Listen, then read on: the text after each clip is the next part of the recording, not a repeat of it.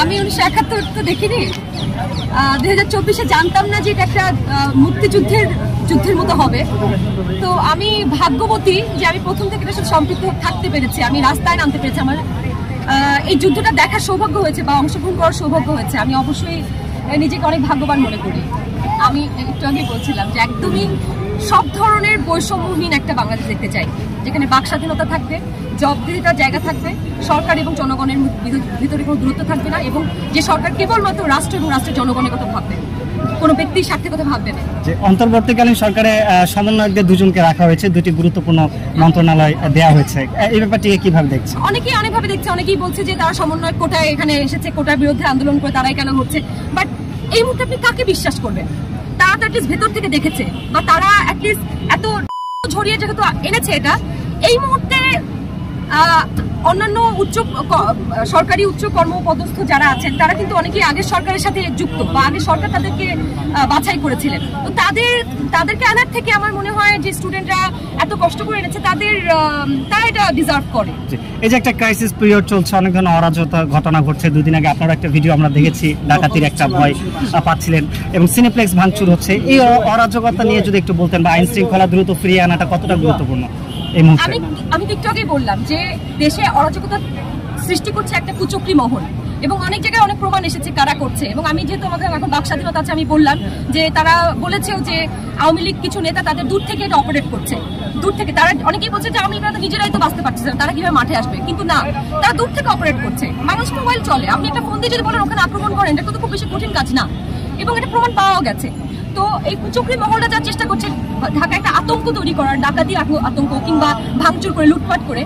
লুটপাট শুধু যে আওয়ামী লীগ করছে তাও না, লুটপাট কিছু গরিব লোকরাও, হ্যাঁ, সুযোগ সন্ধানী লোকরাও করছে, আমি অস্বীকার করবো না। কিন্তু আওয়ামী লীগ একদম উদ্দেশ্যপ্রণোদিত ভাবে চেষ্টা করছে দেশে একটা অস্থিতিশীল পরিস্থিতি তৈরি করার, যেটা তারা বলবে যে শেখ হাসিনা ছাড়া আমাদের দেশ একদমই অচল, আমাদের দেশ তাকে ছাড়া চলবেই না, আমরা হিন্দুদের উপর বা মাইনরিটিসের উপর আমরা আক্রমণ করছি, হুইচ ইজ অ্যাবসলিউটলি রং। তারা বরঞ্চ যখন হিন্দুদের উপর আক্রমণ করে আমাদের মুসলমান হিন্দুর ভ্রাতৃত্বও বাড়িয়েছে, আমরা এখন মুসলমানরা যে প্রোটেক্ট করছি হিন্দুদেরকে।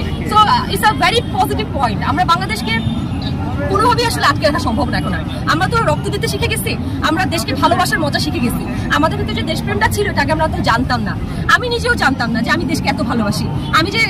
আমি যখন রাস্তায় নামি, আমি আম্মুকে বলতেছিলাম, আমার আম্মু প্রায় পাগল প্রায়। হ্যাঁ, আমি বলছি আম্মু প্লিজ ভয় পেও না, আমার ছোট ভাইটা আন্দোলন করেছে, আমার আপন ছোট ভাই, ওরা প্রতিদিন বাসায় এসে থাকতো, ব্যালট লিখতো, এটা লিখতো, ওটা লিখতো। তো আমি এটা দেখে আমার ছিল রে ভাই, আমার ছোট ভাই বোন এত ভালোবাসে, আমি রাস্তায় নামতে কিসের ভয়, তো নেমে গেছি। তো এখন যেহেতু তারা ভালোবেসে ফেলছে দেশকে এত, এবং সবার ভিতরে যেটা ম্যাসিভ দেশপ্রেম জেগে গেছে, এখন এই দেশকে থামানো সম্ভব না ইনশাআল্লাহ। শিল্পীদের ভেতর অনেকে একটু নিরাপত্তাহীনতায় ভুগছেন, হয়তো বা আন্দোলন চলাকালীন তারা কোনো পোস্ট করেননি বা শিক্ষার্থীদের পাশে দাঁড়াননি, এটা নিয়ে কি বলবেন? এটা কি বলবো, আমি বাসায় আমার যখন আমি পোস্ট করি যে আমি 30 জন স্টুডেন্টকে 17 তারিখ যখন করি, 30 জন মেয়েকে আমার বাসায় আমি আশ্রয় দিব, আমার আশ্রয় দেওয়ার জায়গা আছে, তখন আমাকে হুমকি দেওয়া হয় বাসায়।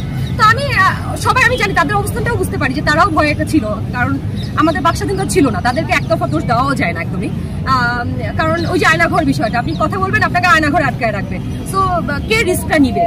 তো তাদেরও আমি এটাই বলছি যে এখন আসলে কে কি বলে নাই, কে অন্যদিকে ছিল, তাদেরকে দোষ না দিয়ে সবাই একসাথে এখন আগে আসতে হবে।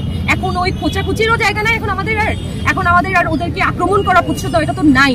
তারা সবাই আমাদের বাংলাদেশের জনগণ, যারা আওয়ামী লীগ ছিল তারাও আমাদের দেশের জনগণ, তাদেরকেও আমরা প্রোটেক্ট করবো। এরকম বাংলাদেশে আমরা চাই, কোনো বৈষম্য থাকবে না।